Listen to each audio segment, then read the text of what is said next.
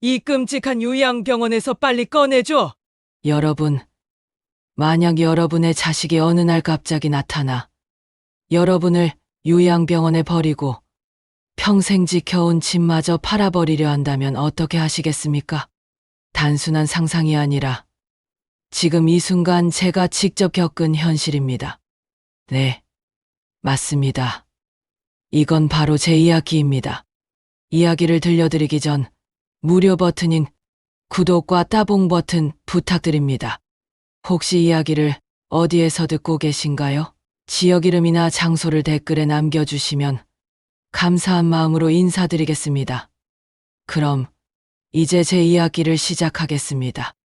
안녕하세요. 윤정희입니다. 이른 할머니가 된 지금 저는 여러분께 차마 믿기 힘든 이야기를 들려드리려 합니다. 제가 어떻게 하루아침에 사랑하는 가족에게 무참히 배신당했는지, 그리고 끝내 어떻게 제 존엄을 되찾아야만 했는지 말입니다. 수개월 전의 일입니다. 저는 차갑고 눅눅한 요양병원 침대 위에 덩그러니 앉아 있었습니다. 기끄무레한 벽지가 마치 제 인생을 조롱하듯 무겁게 내려다보고 있었고, 제 손에는 작은 가방 하나와 약봉지 몇 개밖에 들려있지 않았습니다. 요양병원 안에는 제 삶이 없었고, 평생 모아온 추억도, 제가 지켜온 모든 것들도 집안 어딘가에 버려진 채로 남아 있었습니다. 집마저 제 손에서 떠나버린다는 걸 그 순간 깨달았을 때 숨이 막히고 치가 떨렸습니다. 어떻게 이런 날벼락 같은 일이 제게 일어났을까요? 저는 평생을 교사로 살아왔습니다. 40년이 넘는 세월 동안 중학교 교단에 서서 수천 명의 제자들에게 국어를 가르쳤습니다. 원칙을 중시하고 바른 길만을 걸어온 평범한 교육자였습니다. 제 남편 역시 같은 길을 걸어온 교사였습니다. 우리 부부는 평생 교단에 몸담으며 묵묵히 아이들을 가르쳤고 함께 정년퇴직을 맞이했습니다. 하지만 2년 전 제 남편은 췌장암으로 세상을 떠났습니다. 그렇게 저는 홀로 남겨졌지만 연금은 남편 것과 제 것이 모두 나왔기 때문에 생활에는 아무런 지장이 없었습니다. 서울에 있는 제 명의의 주택은 수십 년 전 어렵게 마련한 보금자리였는데 세월이 흐르며 시세가 크게 올라 그 자체로도 든든한 자산이 되어 주었습니다. 다시 말해 저는 누군가의 보살핌에 의지할 이유가 전혀 없는 스스로 생활이 가능한 사람이었습니다. 그런데 그런 저를 가족이란 사람들이 하루아침에 짐짝처럼 내던져 버렸습니다. 그것도 아무런 이유나 설명도 없이 엄마를 위해서라는 거짓된 말 한마디로 제 인생을 송두리째 빼앗아갔습니다. 그날도 다른 날과 다를 게 없는 평범한 아침이었습니다. 하지만 그 평범함은 잠시뿐이었죠. 아들 상민이와 딸 주희가 나란히 찾아왔습니다.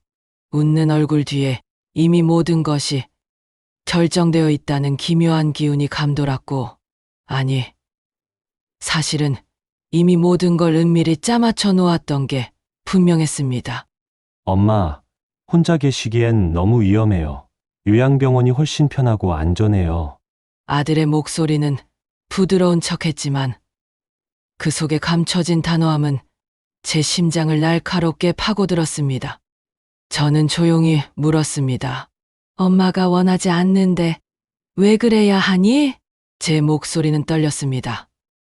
그러나 그 떨림은 한 거이자 마지막 호소였습니다.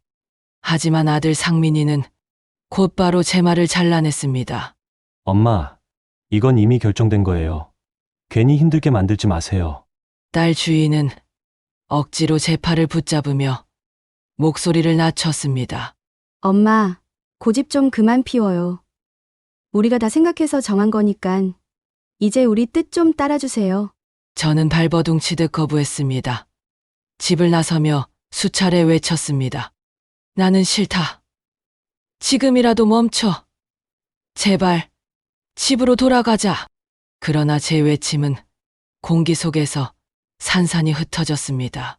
아이들의 귀에는 닿지 않았고 그들의 눈에는 오직 자신들의 계획만이 반짝이고 있었습니다. 결국 저는 뒷좌석에 억지로 밀려 앉게 되었습니다. 차가 출발하자마자 저는 필사적으로 소리쳤습니다. 여기서 내려줘. 당장 세워. 나는 원하지 않는다고. 그러나 두 아이는 아무 대답도 하지 않았습니다. 라디오에서 흘러나오는 음악 소리에 묻힌 제 외침은 철저히 무시되었고 차는 점점 더 요양병원 쪽으로 달려갔습니다. 창밖으로 스쳐 지나가는 거리, 익숙한 풍경 하나하나가 제게 작별을 고하는 것 같았습니다.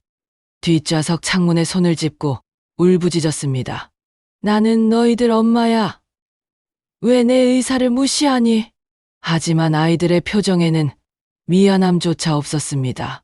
오히려 빨리 끝내고 싶다는 듯 냉담한 기색만 남아 있었습니다. 그 순간 저는 무너졌습니다. 이건 효도가 아니다. 보호도 아니다. 이건 추방이다. 나는 어머니가 아니라 치워야 할 짐에 불과했구나. 그렇게 저는 단 한 번의 동의도 단 한마디의 선택권도 갖지 못한 채 낯선 요양병원으로 향하는 차에 태워져 마치 눈에 보이지 않는 밧줄에 묶여 끌려가는 죄수처럼 내가 살아온 세상은 점점 멀어지고 앞으로의 시간은 남들이 정해놓은 틀 속에 갇혀버릴 거라는 생각에 숨이 막혔습니다. 요양병원에 도착하자마자 상황은 더 기괴했습니다. 마치 모든 서류와 절차가 이미 준비되어 있었던 것처럼 저는 곧장 직원들의 손에 이끌려 낯선 복도로 끌려갔습니다. 제 발걸음은 갈기갈기 찢기는 듯 무거웠지만 저항할 힘조차 빼앗긴 채였죠. 그때 딸 주희가 기계처럼 말했습니다. 엄마, 우리가 걱정돼서 그러는 거예요. 여기가 더 좋은 곳이에요. 좋은 곳이라고요? 여러분, 제가 지금 갇혀있는 이 요양병원이 얼마나 좋은 곳인지 말씀드릴까요? 겉으로는 친절한 미소를 띠지만 직원들의 눈빛은 차갑게 저를 훑었습니다. 돌봄이 아니라 감시의 눈빛이었죠. 마치 범죄자가 된 듯 저는 늘 누군가의 시선을 의식하며 숨을 쉬어야 했습니다. 하루 일과는 정해진 시간표대로 굴러갔고 제가 언제 밥을 먹고 언제 잠들어야 하는지조차 내 의지가 아닌 남들의 지시에 따라야 했습니다. 평생 지켜온 자유로운 일상은 단칼에 잘려나갔습니다. 첫날 밤, 옆 침대에 최말자 할머니가 쉰 목소리로 속삭였습니다. 여기 들어오면 다시는 못 나가. 애들이 효도랍시고 데려오지만 결국은 재산 때문이지. 그 말이 제 심장을 내리쳤습니다. 저는 단순히 요양병원에 들어온 게 아니었습니다. 저는 돌봄이 필요한 어머니가 아니라 버려진 짐짝이 되어버린 것이었습니다. 그날 밤, 교육자로 살아온 습관 때문일까요? 저는 서랍 속 작은 공책을 꺼내 꾹꾹 눌러 한 줄을 적었습니다. 내가 원해서 온 곳이 아니다. 이것이 제가 요양병원에서 첫날 밤을 맞으며 마주한 참담한 현실이었습니다. 평생 원칙을 지키며 제자들에게 바른 삶을 가르쳐왔던 한 사람이 하루아침에 선택권조차 박탈당한 채 낯선 담장 안에 갇히게 된 현실. 이것이 바로 지금 제 이야기입니다. 그날 밤 공책에 그 한 줄을 꾹꾹 눌러 적고 난 뒤 저는 끝내 잠을 이룰 수 없었습니다. 텅 빈 천장을 멍하니 바라보다가 불현듯 이런 생각이 스쳤습니다. 설마 그런 건 아니겠지? 하지만 그 설마라는 두 글자가 점점 거대한 불안으로 자라나 제 가슴을 짓눌렀습니다. 그리고 그 불안은 오래 지나지 않아 현실이 되어버렸습니다. 요양병원에 들어온 지 일주일. 저는 매일같이 아이들을 기다렸습니다. 그러나 발걸음은커녕 전화 한 통, 안부 메시지 하나 남기지 않았습니다. 또다시 2주일이 지났습니다. 복도에서 들려오는 발소리에 귀를 기울일 때마다 혹시 상민이 주의 하며 가슴이 철렁 내려앉았지만 정작 제 문 앞에 선 사람은 아무도 없었습니다. 처음엔 스스로를 위로했습니다. 아마 미안해서 못 오는 거겠지. 죄책감이 너무 커서 차마 엄마 얼굴을 볼 수 없는 거겠지. 그렇게 마음을 다잡으려 애썼습니다. 하지만 시간이 흐르면 흐를수록 제 가슴 속에는 더 큰 의문이 피어올랐습니다. 정말 죄책감을 느끼는 자식이라면 어떻게 해야 할까요? 죄스러운 마음에 더 자주 와서 안부를 물어야 하지 않을까요? 하지만 제 자식들은 그 어떤 기척도 보이지 않았습니다. 마치 저를 이곳에 던져놓고 아예 존재 자체를 지워버린 것처럼. 그제야 저는 깨닫기 시작했습니다. 이건 단순한 미안함도 죄책감도 아니다. 아이들은 나를 이곳에 가두고 잊어버리기로 결심한 거다. 요양병원의 하루는 참 지루하고 단조로웠습니다. 모든 것이 마치 군대처럼 정해진 시간표대로 돌아갔습니다. 언제 밥을 먹고, 언제 약을 먹고, 언제 불을 꺼야 하는지까지 이미 정해져 있었죠. 저는 평생 제 의지대로 자유롭게 살아온 사람이었습니다. 그런데 갑자기 남이 짜놓은 틀에 맞춰 살아야 한다니 답답하다 못해 숨이 막혔습니다. 그럴 때마다 제 눈에 들어온 건 다른 어르신들의 면회 장면이었습니다. 어떤 할머니는 손자가 달려와 품에 안겼고 어떤 할아버지는 며느리가 반찬을 싸와서 정성껏 챙겨주더군요. 그 따뜻한 풍경이 제게는 더 잔인하게 느껴졌습니다. 같은 요양병원 안에서, 같은 복도에서 누군가는 사랑받으며 웃고 있는데 저는 오롯이 혼자였습니다.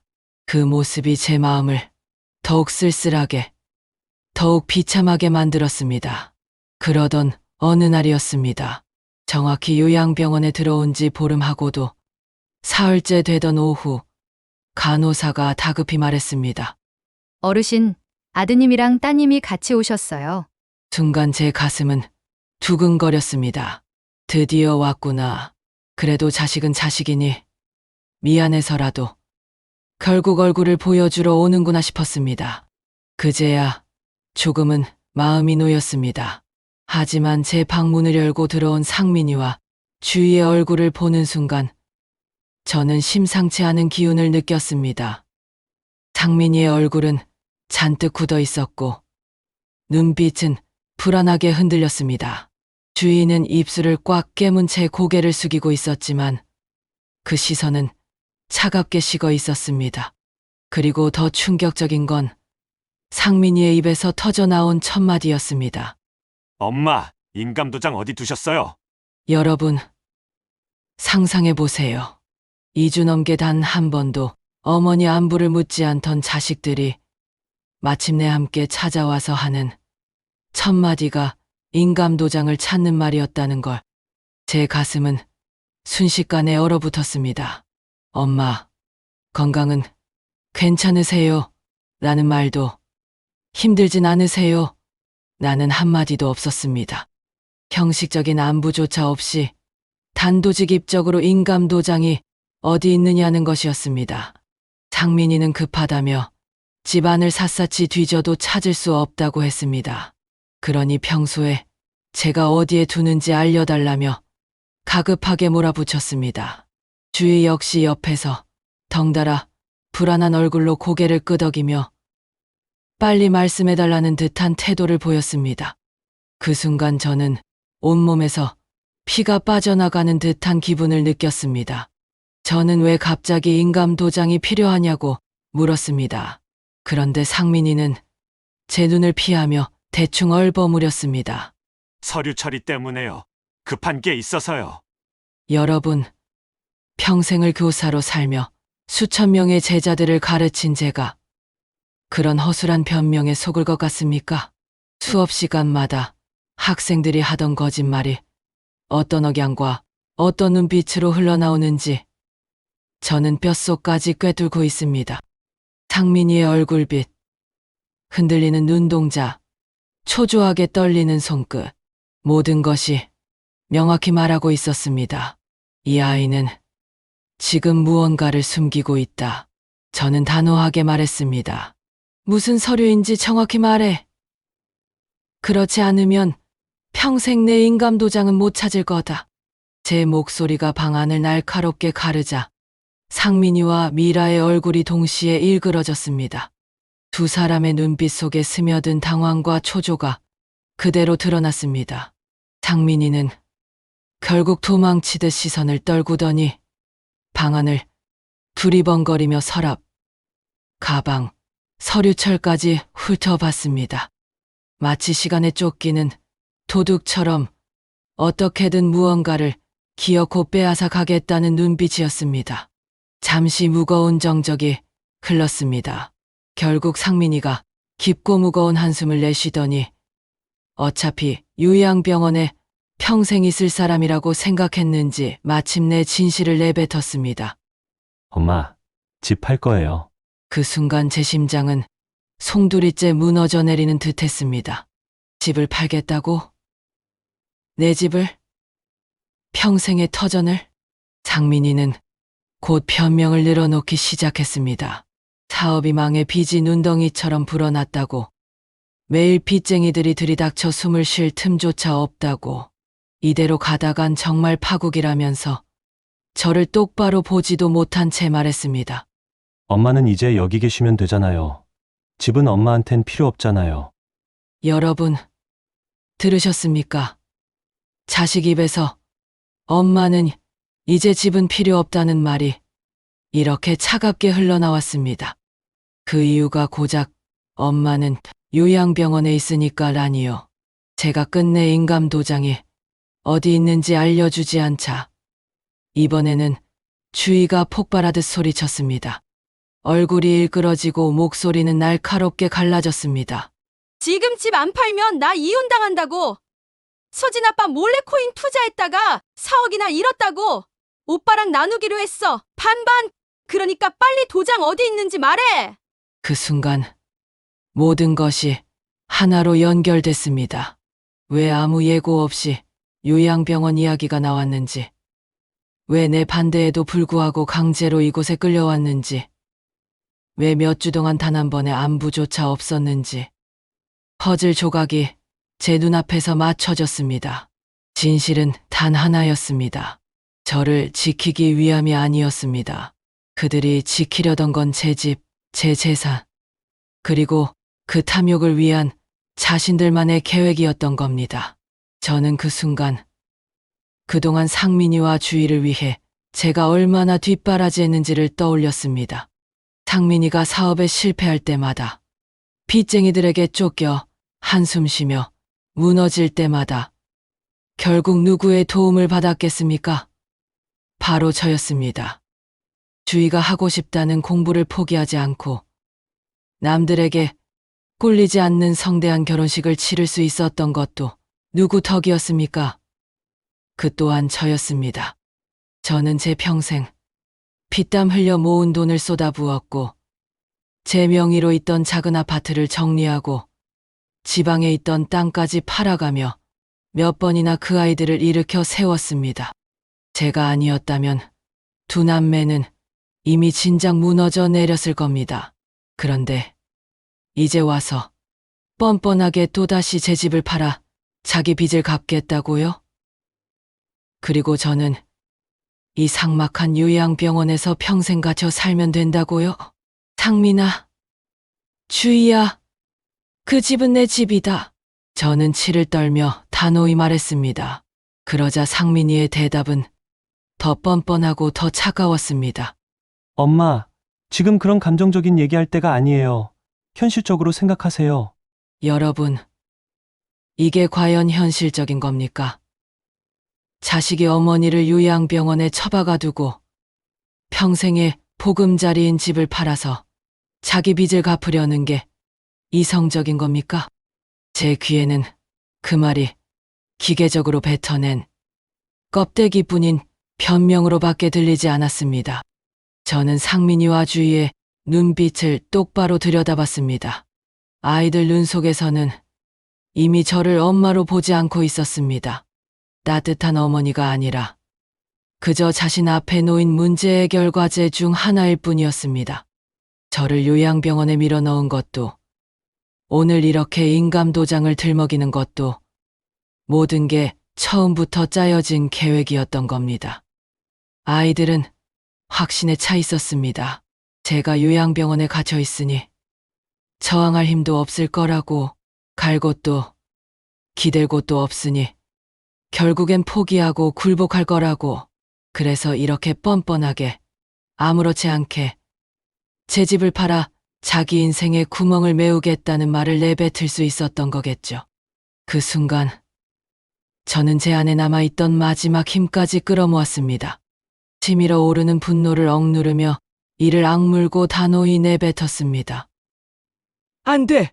제 단호한 한마디에 상민이와 주희는 동시에 얼굴이 시뻘겋게 달아올랐습니다. 두 아이는 거의 동시에 소리쳤습니다. 엄마 때문에 우리 다 망한다고요. 정말 큰일 난다고요. 하지만 저는 지지 않았습니다. 오히려 목소리를 더욱 높였습니다. 그건 너희 일이야. 내 집까지 팔아서 너희 잘못을 덮을 일은 아니다. 제 말이 채 끝나기도 전에 주인은 눈물을 쏟아내며 거의 울부짖듯 외쳤습니다. 엄마, 나 이혼당하면 책임질 거야? 코인 투자로 돈 날린 거 남편이 알면 난 끝장이라고. 엄마가 이렇게 버티면 결국 나는 돈도 가족도 다 잃는다고. 저는 그 말을 듣고도 단호하게 대답했습니다. 네가 잘못해서 생긴 일이면 받아들이고 스스로 해결해. 내 집으로 네 잘못을 덮을 수는 없어. 순간 공기는 곧장 얼어붙었고 상민이의 분노는 정점에 달했습니다. 상민이는 더는 감정을 주체하지 못하고 발을 쾅 구르며 문을 박차듯 나가버렸습니다. 문이 요란하게 흔들리며 닫혔고 그 틈새로 상민이의 거친 숨소리가 들려왔습니다. 그러나 이상하게도 제 마음은 흔들리지 않았습니다. 오히려 차갑게 가라앉은 호수처럼 고요했습니다. 저는 직감했습니다. 이제 이 아이들은 다른 방법을 찾을 거라는 것을. 변호사를 만나든 법적 조치를 취하든 어떻게든 내 집을 빼앗기 위해 수단과 방법을 가리지 않겠지요. 그날 밤 저는 서랍 깊은 곳에서 작은 공책을 꺼냈습니다. 떨리는 손을 힘겹게 누르며, 그러나 결코 굽히지 않을 의지로 굵은 글씨를 써내려갔습니다. 내 이름, 내 집, 절대 뺏기지 않는다. 여러분, 이것이 바로 70의 노인이 자신의 마지막 존엄을 지키기 위해 시작한 조용한 전쟁의 선전포고였습니다. 더는 물러서지 않겠다는 결심. 그것은 제 삶의 마지막 순간까지 반드시 지켜야 할 제 유언과도 같았습니다. 하지만 문제는 여기서부터였습니다. 굳건한 다짐을 가슴속에 새겼지만 저는 여전히 이곳 요양병원의 벽 안에 갇혀 있었습니다. 바깥 세상과는 단절된 채 발이 묶이고 손이 묶인 신세. 싸워야 한다는 결심은 했지만 앞으로 무엇을 어떻게 해야 할지, 어디서부터 시작해야 할지 앞이 캄캄하기만 했습니다. 다짐은 불타올랐으나 현실은 무자비하게 저를 옭아매고 있었습니다. 상민이와 주희가 분노에 차 문을 박차고 나간 그날 밤, 저는 이제서야 깨달았습니다. 이대로 가만히 있으면 내 집은 정말로 저 아이들 손에 넘어가고 말겠구나. 아이들은 분명 다른 방법을 찾을 겁니다. 서류를 위조하든 법적인 구멍을 파고들어 어떻게든 제 인감 도장 없이도 일을 진행하려 할 게 뻔했습니다. 그 생각이 머릿속을 스치자 등골이 서늘해지고 심장이 내려앉는 듯 했습니다. 그때 제 내리를 스친 한 사람이 있었습니다. 바로 제 오랜 친구 이영자. 학창시절부터 무려 50년 넘게 희로애락을 함께한 세상 누구보다 믿을 수 있는 것이었습니다. 제가 웃을 때 함께 웃고 제가 무너질 때 손을 내밀어줬던 사람. 만약 이 세상에서 마지막으로 기댈 수 있는 존재가 있다면 바로 영자였습니다. 영자라면 반드시 나를 도와줄 거야. 저는 확신했습니다. 하지만 곧 현실의 벽에 부딪혔습니다. 문제는 어떻게 연락할 것인가였습니다. 요양병원에는 제가 자유롭게 쓸 수 있는 전화가 없었습니다. 휴대폰은 당연히 빼앗긴 지 오래였고, 편지를 쓴다고 해도 누가 대신 붙여줄 수 있을까요? 요양병원 직원에게 부탁했다간 그 길로 상민이나 주위 귀에 들어갈 것이 분명했습니다. 그렇게 된다면 저는 더 큰 감시 속에 갇혀버릴 뿐이었습니다. 며칠을 뜬 눈으로 보내며 방법을 고민하던 어느 날 불현듯 한 사람이 떠올랐습니다. 매주 목요일마다 요양병원에 오는 음악치료 선생님 김선화. 30 초반의 젊은 여자분으로 늘 환한 미소와 따뜻한 목소리로 할머니 할아버지들에게 노래를 가르쳐주고 악기를 함께 연주해주던 분이었습니다. 저는 직감했습니다. 선화 선생님이라면 믿을 수 있다.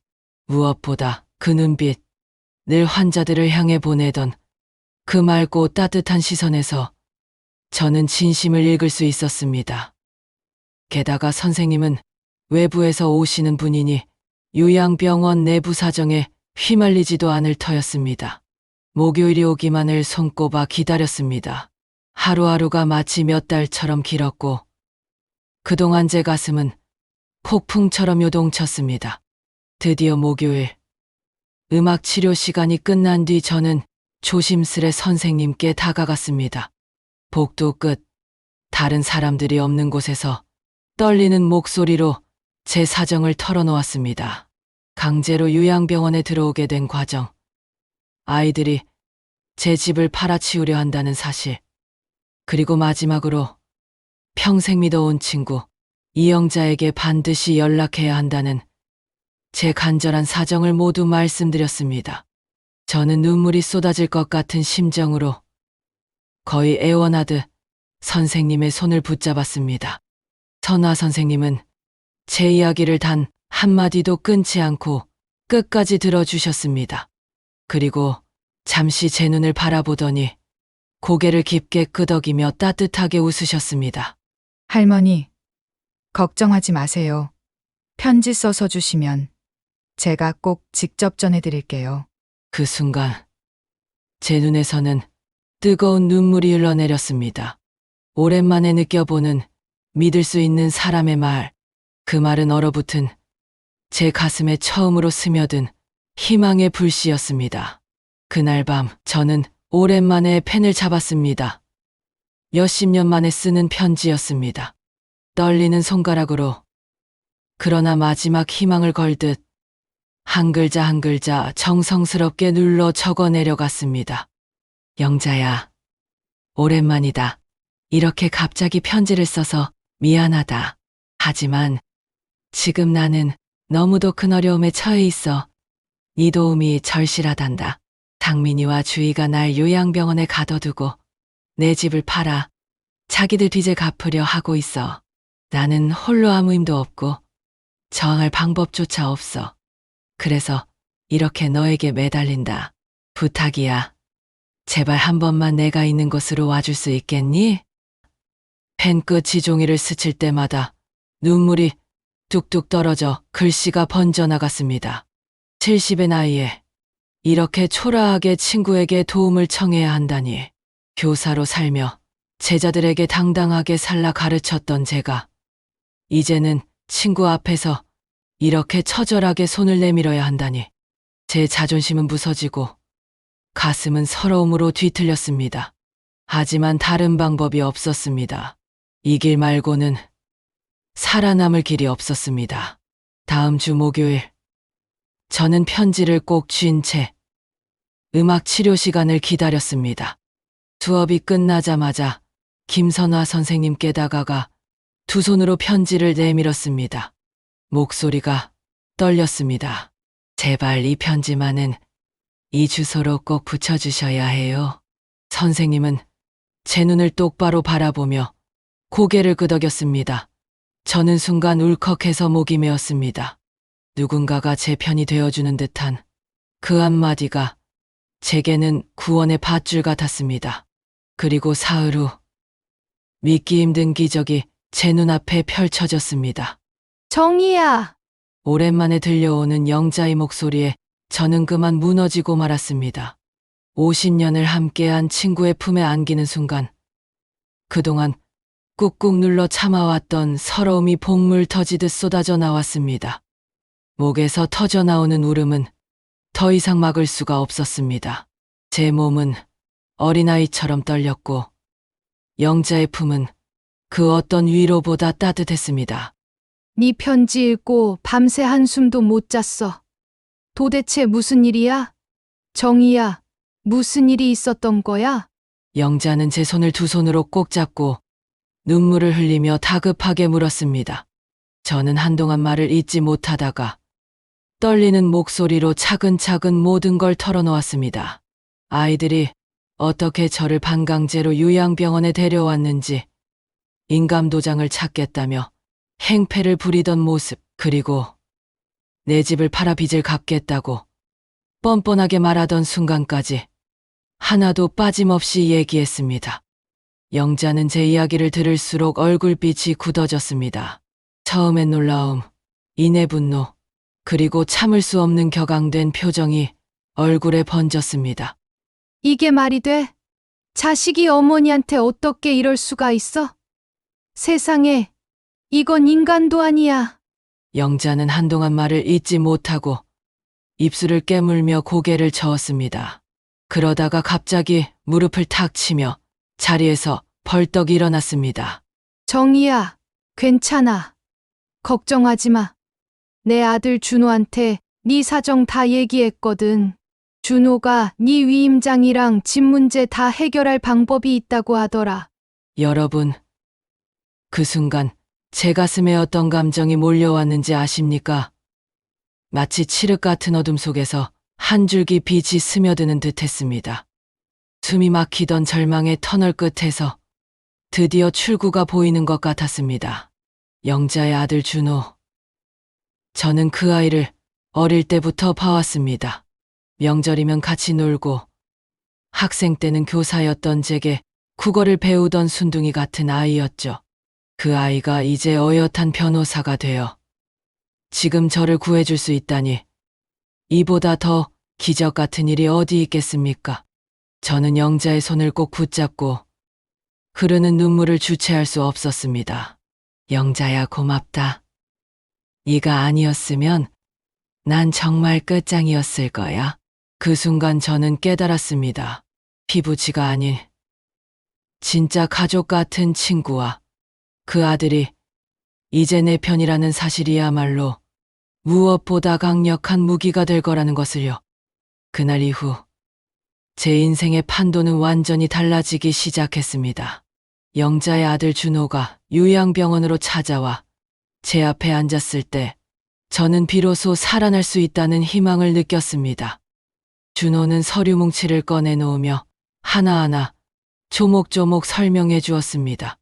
어떤 절차로 위임장을 무효화할 수 있는지, 어떻게 하면 제 집과 재산을 법적으로 안전하게 지켜낼 수 있는지. 그 젊은 변호사의 눈빛은 단호했고 말투는 흔들림이 없었습니다. 저는 영자와 준호의 도움을 받아 마침내 중요한 결정을 내렸습니다. 평생 모아온 제 집과 재산을 아이들의 소나귀에서 지켜내기 위한 방패를 마련하기로 한 겁니다. 아무리 자식이라도, 아니 자식이기에 더더욱 제 인생의 터전을 함부로 넘겨줄 수 없었습니다. 그날 밤 오랜만에 제 얼굴에 안도감이 스쳤습니다. 몇 달 동안 차갑게 굳어있던 제 표정에 처음으로 따뜻한 기운이 스며든 것이었죠. 혼자가 아니라는 것, 나를 진심으로 걱정해주는 사람들이 곁에 있다는 것, 그것이 이렇게 큰 힘이 될 줄 저는 미처 몰랐습니다. 여러분, 때로는 피가 섞였다는 이유로 믿었던 가족이 가장 깊은 상처를 주기도 합니다. 그러나 가족이 아니어도 진짜 어려울 때 손을 내밀어주는 사람, 나를 위해 분노해주고 끝까지 함께 싸워주는 사람. 그런 사람이야말로 진짜 가족이 아닐까요? 저는 그날 깨달았습니다. 진정한 가족은 피가 아니라 마음으로 맺어진다. 그리고 그 깨달음이 제게 새로운 싸움의 힘을 불어넣어 주었습니다. 준호 변호사와 함께 필요한 서류 작업을 마치고 며칠이 지나 저는 모처럼 마음 편히 숨을 돌리고 있었습니다. 오랜만에 긴장이 풀린 채 차분하게 책 한 장을 넘기던 그때 갑자기 문이 벌컥 열리더니 주희가 들어왔습니다. 억지로 짜맞춘 듯한 미소를 얼굴에 걸치고 있었지만 눈빛만큼은 얼음처럼 차가웠습니다. 그 순간 저는 직감했습니다. 뭔가를 캐러 왔구나. 그 애의 발걸음 하나, 눈동자의 흔들림 하나에서 이미 목적이 느껴졌습니다. 그리고 제 예감은 틀리지 않았습니다. 엄마, 요즘 자주 오는 사람 누구야? 설마 변호사 아니야? 아, 벌써 들켰구나. 제 등줄기에는 식은땀이 타고 흘렀습니다. 아마 요양병원 직원 중 누군가 입을 놀렸거나 상민이가 수소문에 알아낸 게 틀림없었습니다. 주인은 마치 경찰이 범죄자를 신문하듯 차갑고 날선 눈빛으로 저를 똑바로 노려보고 있었습니다. 그리고는 곧 목소리를 낮추어 교묘하게 말을 포장했습니다. 아니, 엄마, 왜 그래? 우린 엄마 안전하게 생활하시라고. 그래서 여기 모신 거잖아. 안전하게 생활하라고요? 여러분, 이 얼마나 우스운 말입니까? 저와 단 한 번도 상의하지 않고 강제로 요양병원에 처박아 놓고 그 와중에 제 집을 팔아 자기들 빚 구멍을 메우려 한 게 안전하게 생활하게 해주려고 한 짓입니까? 그 말이 제 귀에는 조롱처럼 들렸습니다. 저는 더 이상 참을 수 없었습니다. 주위를 똑바로 바라보며 마치 칼날을 내뱉듯 단호하게 말했습니다. 안전하게 생활하라고? 천만에, 너희는 나를 보호하려던 게 아니야. 여인은 나를 완전히 지워버리려고 한 거다. 그 한마디가 날아가자 주희의 얼굴은 순간적으로 굳어버렸습니다. 아마도 제가 이렇게 공격적으로 단호하게 말할 줄은 상상조차 못했을 겁니다. 그동안의 저는 늘 아이들의 의견을 따라주던 착한 엄마였습니다. 뭘 해달라고 하면 다 해주고 어려우면 언제든 손을 내미는 그런 순종적인 엄마. 하지만 그날 제 눈빛은 달랐습니다. 아이들이 알던 순한 어머니가 아니라 존엄을 지키기 위해서라면 맞서 싸우는 노인의 눈빛이었습니다. 엄마, 그렇게 말씀하시면 안 되죠. 우린 정말 엄마 걱정돼서 그런 건데. 주희가 억지로 목소리를 낮추며 변명했지만 제 귀에는 그 말이 독처럼 스며들었습니다. 걱정? 네가 지금 걱정이라고 했니? 걱정한다는 애들이 이런 짓을 벌여? 제 목소리는 날카롭게 치솟았고 방 안의 공기는 단숨에 얼어붙었습니다. 순간 주인은 입을 다물었습니다. 아무 대답도 하지 못했죠.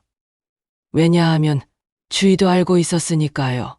저를 요양병원에 강제로 밀어넣은 것도 몇 주 동안 단 한 번의 연락조차 하지 않은 것도 인감도장을 찾아와 집을 팔아치우려던 것도 모두 사전에 짜여진 계획이었음을 그런 상황에서 무슨 변명을 더 내뱉을 수 있었겠습니까? 잠시 침묵이 흘렀습니다. 주인은 곧 새로운 전략을 꺼내들었습니다. 표정을 바꾸더니 목소리를 억지로 한층 부드럽게 낮춰 말했습니다. 엄마, 우리가 잘못 생각한 부분도 있어요.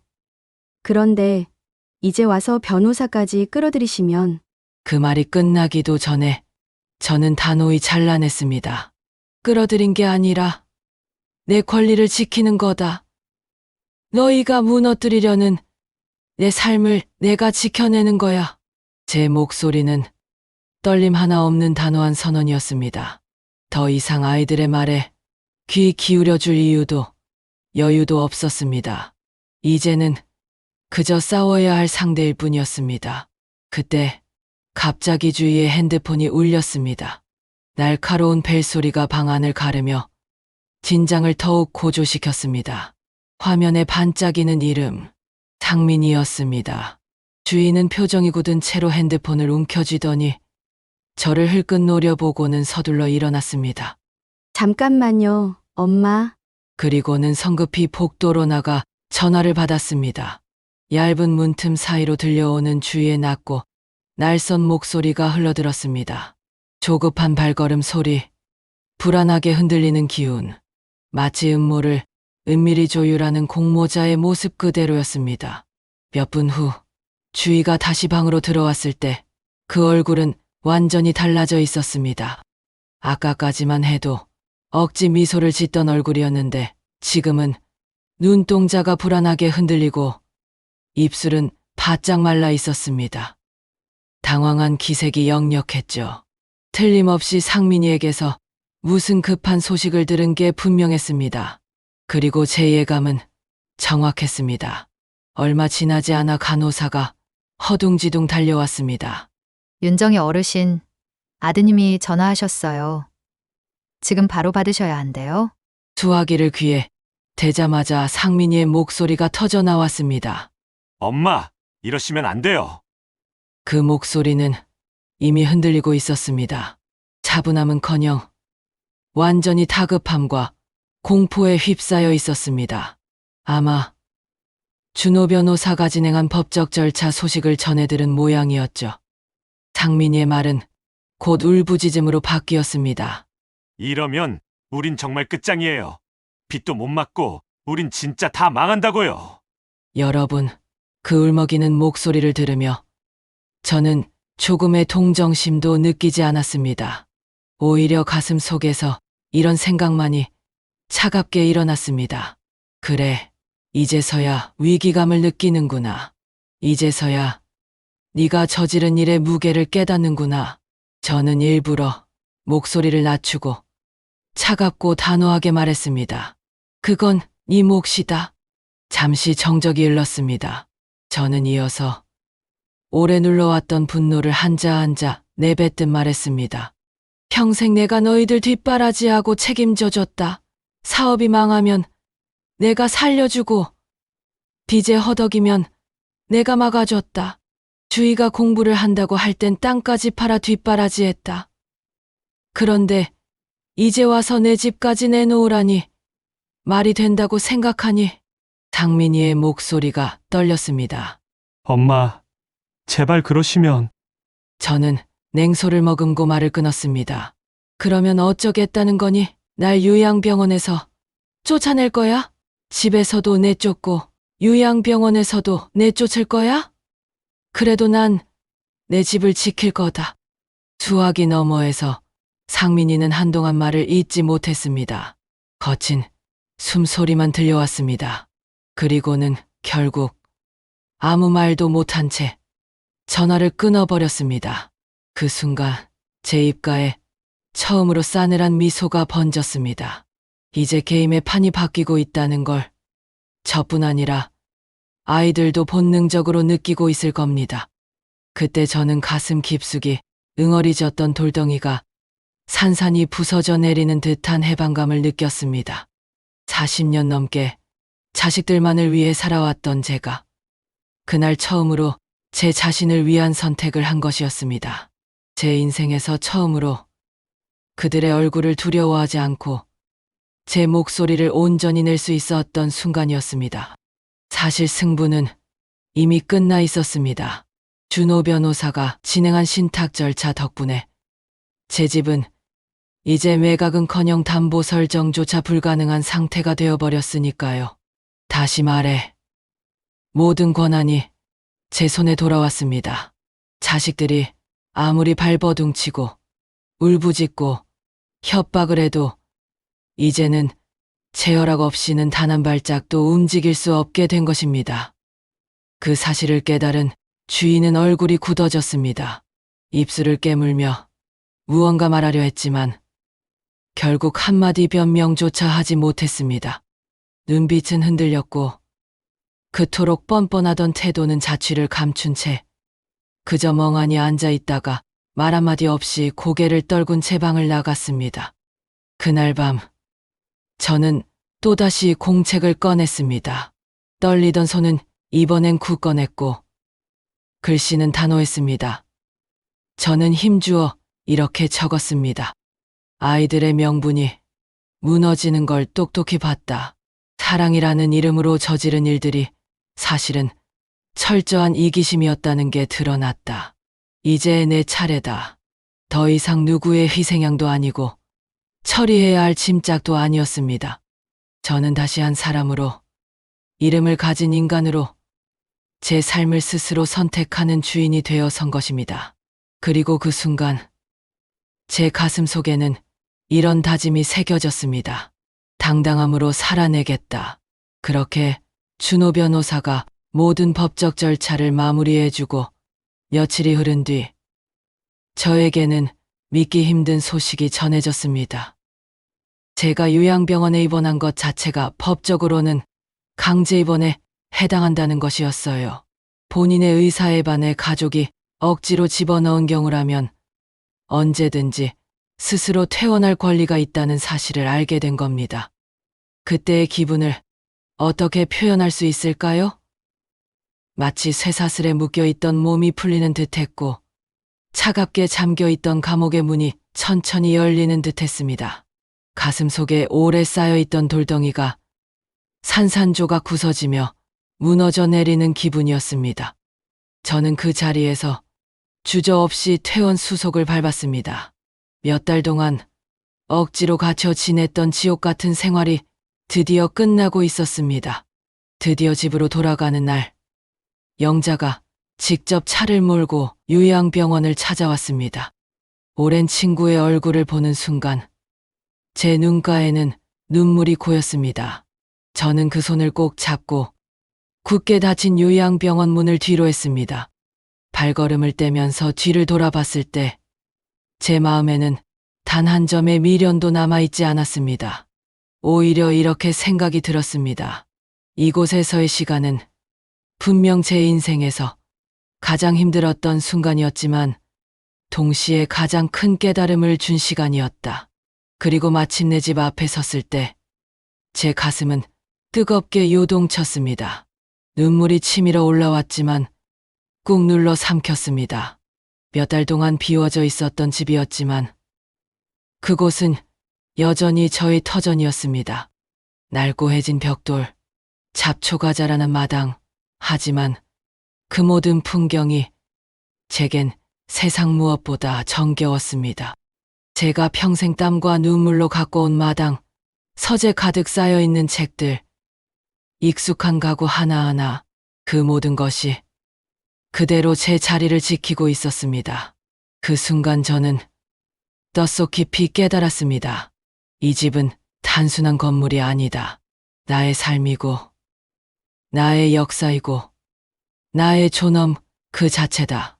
그리고 그 존엄을 되찾아 다시 집으로 돌아온 지금, 저는 더 이상 누구의 짐짝도 희생양도 아니었습니다. 문을 열자마자 밀려오는 공기가 달랐습니다. 감시도 없고 허락도 필요 없는 제 마음대로 숨 쉴 수 있는 자유의 냄새였습니다. 그토록 끓이던 내 집의 공기였죠. 숨을 들이마시는 순간 저는 마치 다시 태어난 것 같았습니다. 그날 저녁 영자가 정성껏 끓여온 따뜻한 국 냄새가 부엌에 퍼졌습니다. 우리는 작은 식탁에 마주 앉아 오래간만에 함께 저녁을 먹었습니다. 평범한 된장국과 김치, 그리고 밥 한 그릇. 하지만 그 순간 그 어떤 산해진 미보다 값지고 눈물이 날 만큼 맛있게 느껴졌습니다. 저는 젓가락을 들며 속으로 중얼거렸습니다. 그래, 이게 삶이지. 이게 내가 지켜낸 내 자리야. 정희야, 넌 정말 해냈어. 영자가 말했습니다. 그 목소리에는 친구의 깊은 애정이 담겨 있었습니다. 저는 미소를 지으며 고개를 끄덕였습니다. 이건 복수가 아니야. 내 삶을 되찾은 거야. 그리고 몇 달이 흘렀습니다. 그 사이 세상은 조용히 그러나 잔혹하게 돌아가고 있었습니다.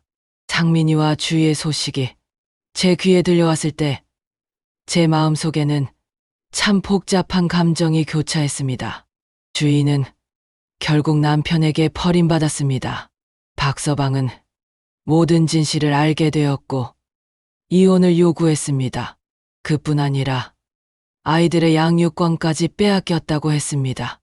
주희는 지금 한때 잘 나가던 그 모습은 온데간데 없이 좁디 좁은 보습학원에서 강사로 일하며 겨우 생계를 이어가고 있다고 했습니다. 상민이는 더 처절했습니다. 사업은 완전히 부도가 나서 결국 파산 절차를 밟고 있다는 소식이 들려왔습니다. 예전 같으면 제 전화를 붙잡고 울부짖으며 또다시 도움을 청했을 텐데 이제는 제게 손을 내밀 수도 없는 처지가 되어버린 겁니다. 여러분, 만약 이 일이 몇 년 전이었더라면 어땠을까요? 예전에 저라면 아마 망설임 없이 달려가서 또 도와줬을 겁니다. 제 가진 것 다 내주면서라도 자식들이 고통받는 걸 막아주려 했을 겁니다. 평생 그렇게 살았으니까요. 늘 제 희생으로 아이들을 지탱해왔으니까요. 하지만 이제는 다릅니다. 저는 이제 압니다. 더 이상 그들의 문제를 제가 떠안아 해결해줄 의무가 없다는 것을요. 그것은 제가 짊어져야 할 숙제가 아니라 그들이 스스로 선택한 길이고 그 결과 또한 그들 스스로가 감당해야 할 몫입니다. 물론 마음이 아프지 않은 건 아닙니다. 그래도 제 뱃속에서 나와 제가 키운 자식들인데 어찌 가슴이 무겁지 않겠습니까? 하지만 분명한 건 더 이상 제 모든 걸 내던져 아이들의 잘못된 선택을 뒤치다꺼리할 수는 없다는 겁니다. 그 대신 저는 저를 진심으로 위하고 지켜주는 사람과 제 남은 여생을 살아가기로 했습니다. 바로 영자와 함께 말이죠. 피 한 방울 섞이지 않았지만 오히려 누구보다도 더 깊게 저를 지켜준 그 친구와 함께하는 살. 그것이야말로 제게 남은 시간의 가장 값진 선물이라는 걸 깨달았습니다. 우리는 얼마 전 크루즈 여행을 가기로 계획을 세웠습니다. 평생 단 한 번도 해보지 못한 호화롭고 낯선 여정이었죠. 정희야, 우리 나이에 무슨 크루즈 여행이야? 영자가 머뭇거리며 웃었지만 저는 단호하게 대답했습니다. 지금 아니면 언제 해보겠어? 피보다 진하게 저를 위해주고 가장 절망적인 순간에 손을 내밀어준 영자와 함께라면 제 남은 인생이 분명 행복할 거라는 확신이 들었습니다. 여러분, 제가 이 이야기를 이렇게 털어놓는 데는 이유가 있습니다. 혹시라도 저처럼 자식들에게 모든 걸 쏟아붓고 자신의 삶은 뒤로 밀어둔 채 살아오신 분들이 계시다면 제 경험을 통해 분명히 깨닫고 가셨으면 합니다. 사람들은 말합니다. 부모가 자식을 위해 다 내줘야지. 그게 당연한 거지. 하지만 그게 정말 당연합니까? 퍼주기만 하다 보면 결국 자식들에게 내 존엄과 마지막 남은 모든 것까지 송두리째 빼앗길 수 있다는 걸 저는 뼈저리게 경험했습니다. 노년의 재산을 지키려 하면 욕심 많은 노인네라고 손가락질하는 사람들도 있습니다. 하지만 여러분, 그것은 욕심이 아닙니다. 그것은 생존이고 존엄이며 마지막까지 지켜야 할 나 자신입니다.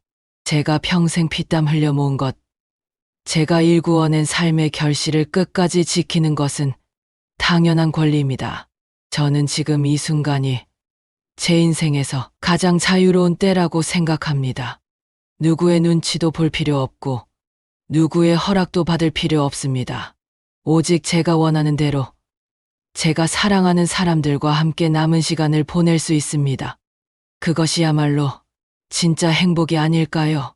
그래서 저는 일기장 마지막 장에 이렇게 적었습니다. 오랜 친구가 내 손을 잡아주었듯 인간은 결코 혼자가 아니다. 내가 살아있다는 증거는 선택권과 그 선택을 지켜줄 사람들이 있다는 사실이다. 가족이라고 해서, 피를 나눈 자식이라고 해서 내 인생을 마음대로 휘두를 권리는 없습니다. 때로는 피 한 방울 섞이지 않은 오랜 친구가 내 삶을 끝까지 지탱해주는 진짜 동반자가 되기도 합니다. 저는 펜을 내려놓고 창밖을 바라봤습니다.